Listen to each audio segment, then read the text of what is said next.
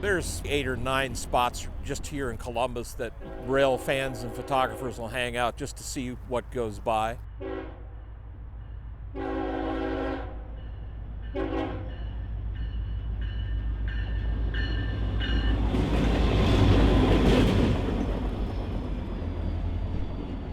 And a lot of us will post what we shoot, on a couple of local pages that are devoted to trains running through Columbus. It's fun. We all have varying degrees of talent with a camera, and some of us just show up just to watch, like David. He loves to just watch one pass. It's not about shooting pictures, it's about enjoying the sight of something that's so big and massive rolling by. The first time I was up here and I met David and his mom, one of the locomotives came by and they saw him and they gave him an extra, shave and a haircut toot on the horn. And having been a kid, 10, 12 years old, and standing by the tracks and watching an engineer wave at you, that's one of the biggest thrills in the world.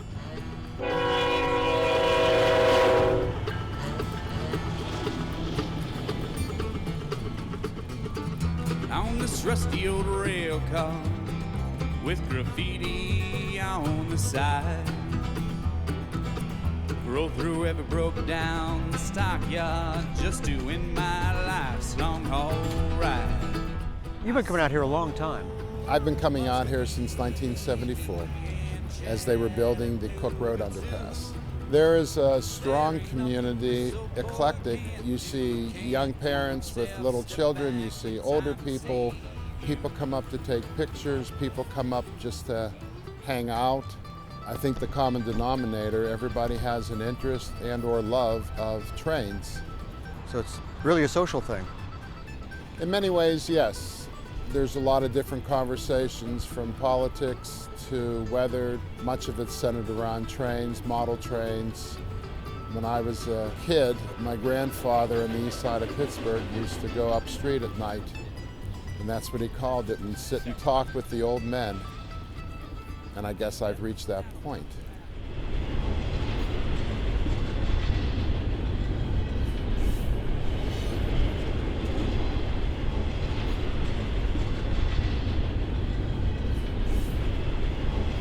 Me and my dad have been coming out here for about 4 years.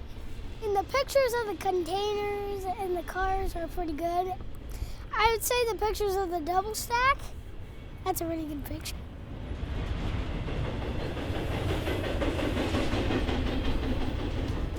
Brandon, what got you interested in this in the first place? Well, my dad always had Lionel trains in the basement, and my grandpa was always big into photography. So eventually, the two interests and hobbies combined, and it turned into this. I might go out in the rain or a little bit of snow, shoot some pictures every now and then, but I've seen pictures of yours that are like 2 o'clock, 3 o'clock in the morning, and it's dark and you're in some part of town that nobody wants to go to. What drives you to go after the photos you get? I always want the photos to be different, because like you said, nobody's going to want to go to that part of town at 3 a.m. to get a picture. In order to create a different scene, different lighting. What are the things that you have to consider when you're trying to set up for that NS freight that's coming across the Scioto River? I like to include elements in the environment and showing where the train is in the picture, something that people can identify with Columbus, like a bridge or a building, for example, the Levesque Tower.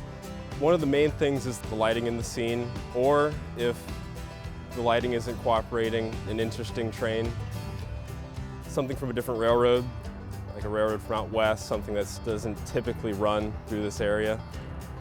What is probably your favorite photo in terms of what you had to go through to get it exactly how you wanted it? It was on the west side of Columbus, where when I'd arrived at the scene, it was pouring with rain, but then the sun began to come out and the train was getting closer, and as the train, maybe a quarter mile away, a rainbow appeared over top of it. Made the picture completely different, not what I expected. One of the craziest experiences that I had while photographing trains and just photographing the landscape was in eastern New Mexico and West Texas, where me and 2 other friends got caught up in a lightning storm. And we'd gotten ahead of it, so we pulled over and got our cameras out, basically in a lightning storm, to get some really interesting pictures. We were all running on adrenaline and it was worth it.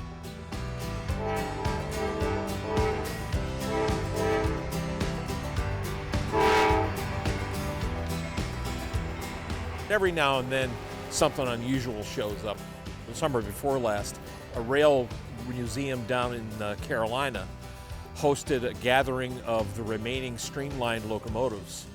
But there was about a half a dozen of them that came up through here.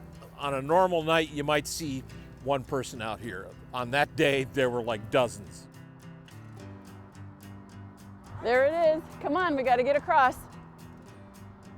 There's a light on. There it is. From down there going that way. What's the most trains you saw in one day, David? Oh my gosh. Was it like 6? Yeah. You never been to Marion, right? No, but I've heard it's really great for train watching. Yes. When did you folks start coming out here? Gosh, it's probably been 10 years now. A friend of ours is also a rail fan and was telling us different locations like Bellevue and Marion and here. Have you ever been to Fostoria? No, I haven't. What's in Fostoria? It's a train park. Oh, really? Yeah, it's an Iron Triangle.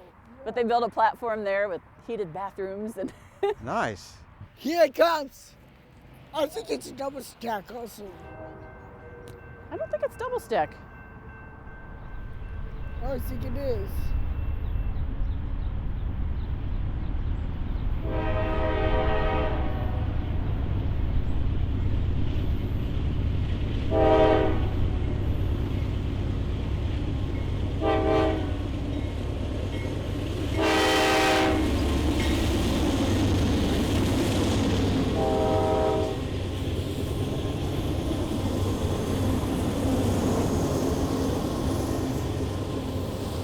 It's a gold train, guys. It's a gold What's it train. carrying? It's like coal. Gold. It's getting gold.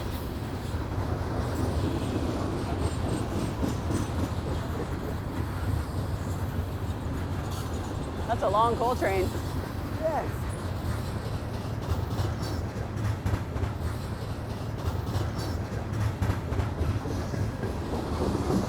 That's pretty cute of Norman and Ian sitting there.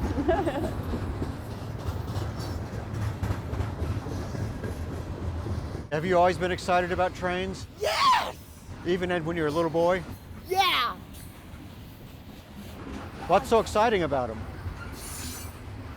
I just love them!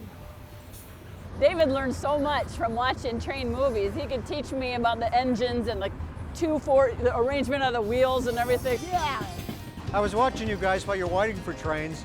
You've got a lot of time to talk and just hang Yeah. out together, don't you? Yep. A lot of That's time to pretty visit. cool. Yeah.